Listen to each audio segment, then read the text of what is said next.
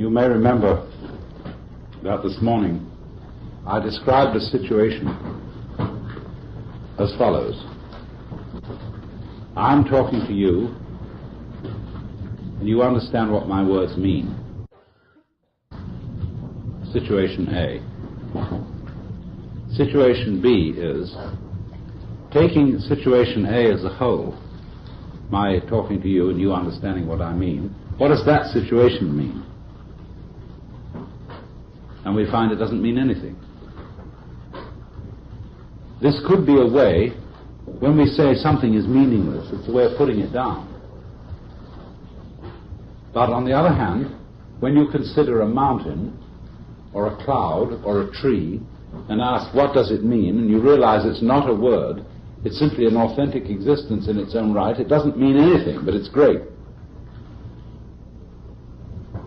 And so, in this way, the nearest thing in that kind of achievement that nature does all the time, in human activities, is music. Once when Gustav Holst was giving a lecture on music, he started out this way. He said, music is a natural and universal language. He took a step backwards and said, that's so important I'm going to say it again. Music is a natural and universal language. But nobody knows what it's about. Sometimes we say music represents emotions. But a great deal of music, although it has a very strong feeling quality, does not represent specific emotions. Inferior music copies natural noises, so that you hear the sound of water, the thunder of the hooves of horses, or in that dreadful composition, the 1812 Overture of Tchaikovsky, you hear Napoleon's armies retreating from Moscow. Or in some of the bad work of Debussy, like La Cathédrale Engloutie, makes noises like bells tolling from under the water. But our very great musicians of the West, Bach, Scarlatti, Mozart, and so on, they don't do anything with the music except create elaborate patterns of sound. Bach is very mathematical, and yet, curiously, despite his tremendously developed intellect, the music has a very strong feeling quality, joyous and exuberant. But it's all pure play with sound. And therefore one might say that the communication that you make with music is in a curious way the most important kind of communication you can make, even though you're saying nothing. The music delivers no information, but what a form of communication. And so it is also with dancing with somebody. All you are saying with dancing is, I love you, if you're delivering any message at all. I want to play with you. All I really want to do is, baby, be friends with you.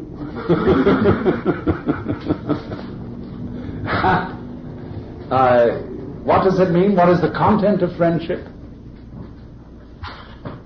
You can't say. What is the content of love? I want to screw you? That's a sort of, it's part of it, it's incidental, it's a way of saying very strongly, yes, I do want to be with you. But basically, love is something we can't put our finger on at all. We say, we use such words as warmth, tenderness, all these things, they don't really get to the point. When you're loving somebody, you are simply delighting in that person as such, as if another human organism, in its mental and its physical aspects, were a piece of music, or a work of art, or a glorious morning that you were just enjoying, every inch of it.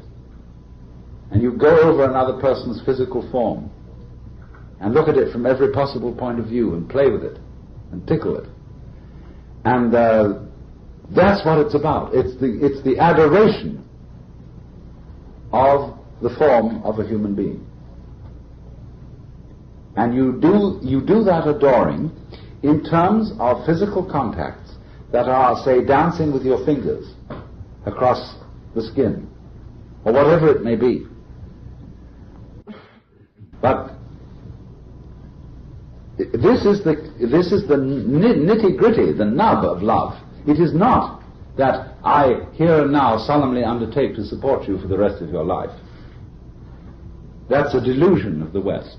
You think you don't really love me unless you will sign on the dotted line here and give me this contract.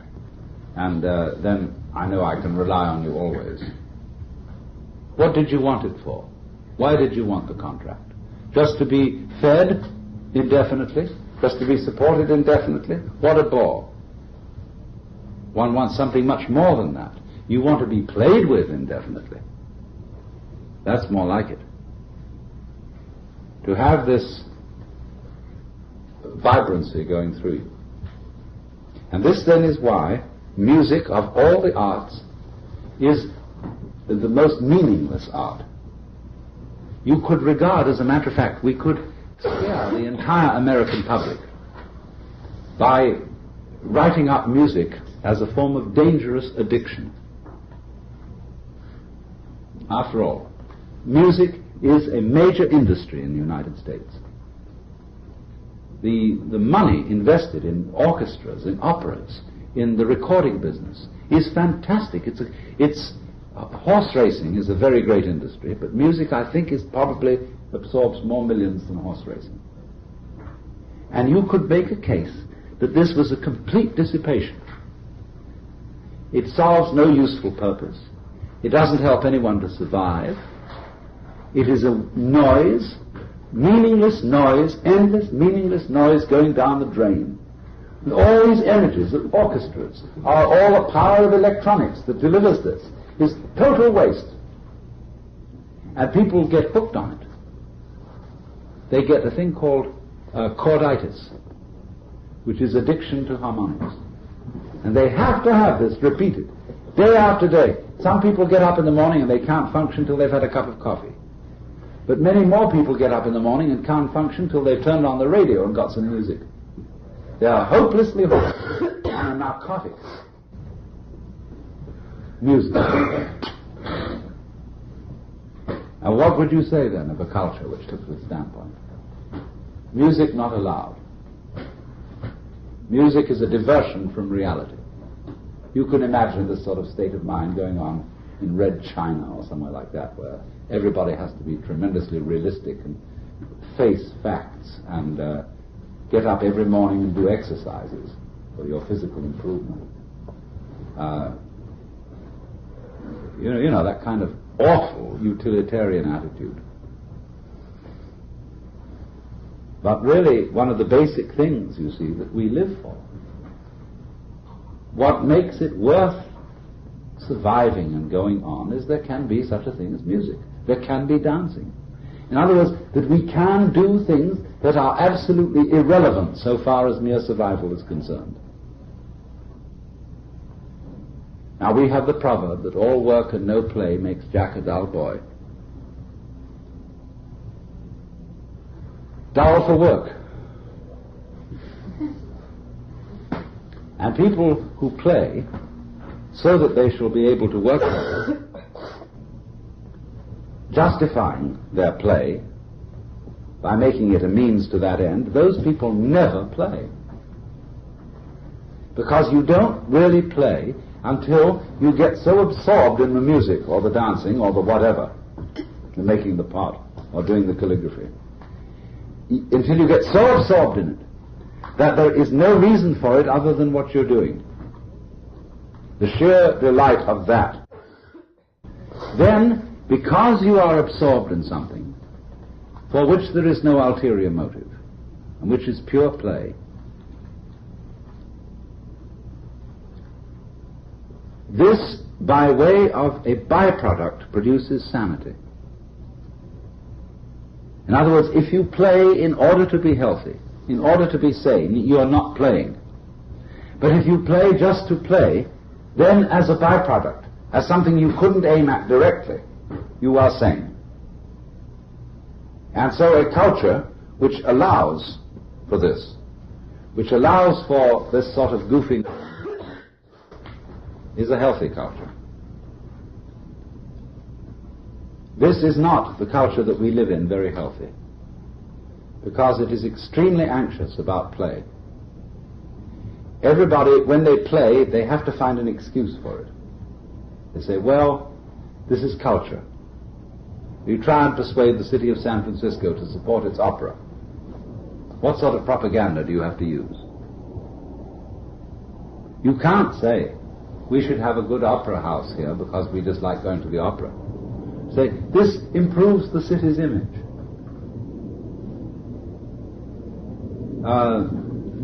After all, they have it in New York, and wouldn't you think that San Francisco could equal New York? I mean, it's a matter of prestige. And therefore, the city should support the opera. And then, finally, you get this terrible racket that all kinds of people belong on the committee, and it's a matter of social one-upmanship as to whether you get on the committee, how much money you contribute to it, and so on and so on. It has nothing to do with the symphony or the opera at all. And that is because we do not allow ourselves the idea that life is not serious. Because somehow you feel, if you aren't engaged in something serious, you're a loafer. You're not contributing to the social welfare. And so in this way the artist has a peculiar role in this society. Very, very interesting. Because the artist is a very deceptive fellow. He appears to be the supreme luxury, the irrelevant fellow. You can afford an artist. You can afford to buy paintings if you have surplus money. And that's a luxury. So you can support an artist, and we call it fine arts. The completely useless person who makes paintings, which are sort of big labels or posters that you stick on your utilitarian walls to decorate them. And as if to say, around here we can afford frippery. But on the other hand, the artist is the man who shows you the future long before everybody else sees it. The artist is the eye-opener. Just because the artist is distinct in role from the preacher and the philosopher, the artist can get away with all sorts of things. For example, in our culture, if you're a university professor, a doctor, or a minister, take these three professions, teacher, doctor, minister, you have to be very careful about your private life. Because the moment you have any alliances that are not quite regular, people's tongues begin to wag. And why do they wag? Because they say the way you behave is inconsistent with your profession, with what you profess. You are teaching people the good life, the healthy life, and you live in this disreputable way. You have a mistress, you have something or other going on. But the moment an artist should take a mistress, this is what is expected of him. Everybody says, oh, he's an artist. In other words, he doesn't matter. He's irrelevant. He's an entertainer, some sort of clown. But on the other hand, if you belong to high culture, you patronize artists. See? So the role of the artist is very fascinating, because he appears to be the clown, the jester, the absolutely unimportant and irrelevant person. And yet it's actually through the artist that we learn how to live, not through the preacher. not through the philosopher, not through the professor. It is the artist teaches us, whether he does it visually, with painting, or sculpture, tactually, or whether, above all, in music.